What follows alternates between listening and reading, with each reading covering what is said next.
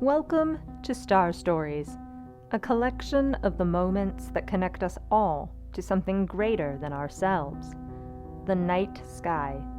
This is Amy C. Oliver, visitor and Science Center Manager at the Fred Lawrence Whipple Observatory and your host.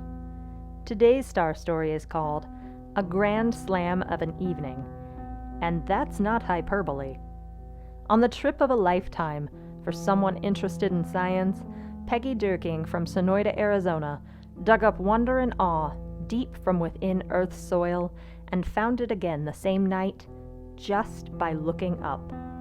When we open ourselves to learning, to experiencing life, and to making a connection with the world around us and the night sky well beyond, a grand slam of an evening is never too far off. As a science teacher, I was elated to trek through the northern part of the Painted Desert with my amateur paleontologist buddies on a summer Saturday. Seemingly in the middle of nowhere, but actually within the Petrified Forest National Park off of Interstate 40, we had discovered the skeleton of a large amphibian, jacketed it, then had given it to the park's staff for their collections. In turn, we had been provided with a roof over our heads that night, an older guest house. Famished, we had eagerly pooled our group's food supplies for supper. Then much later in the evening, were given a surprise private invitation by the head park ranger to view the remains of a small carnivore dinosaur named Gertie, who at the time was the oldest dinosaur ever found on the planet. We were so elated, as I recall. It was probably 10 p.m. when our dirty little band, after a day in the field, gleefully crowded into a secured area to view Gertie's tiny, chalky bones. Afterwards, for some reason, I decided to take a walk on the unlighted asphalt road leaving the park. Save for maybe a flashlight and a tent, the entire encampment was pitch dark and quiet. There were no car lights, no house lights, no barking dogs, just uncountable twinkling stars up ahead.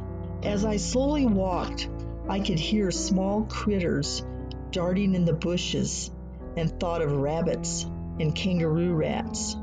A bat even dive-bombed my hair.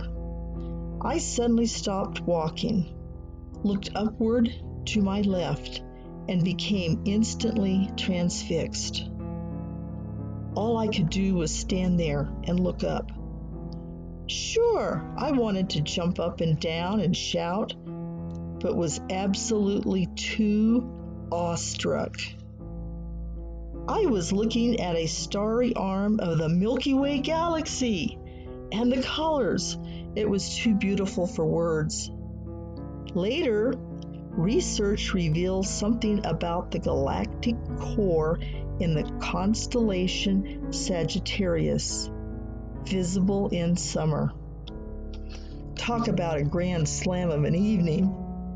The image remains with me still and has promoted my interest in anything astronomy related. It has been no wonder that the Petrified Forest National Park has received the well-deserved designation of a dark skies park. Star stories bring us together because they tell us something about ourselves. They let us know that no matter what is happening in the world around us, we all have something in common. Our awe for, wonder in, and appreciation of the night sky. To submit your own star story for inclusion in this collection, send 200 to 300 words detailing your first, best, or most important interaction with the night sky to whipplesciencecenter@gmail.com.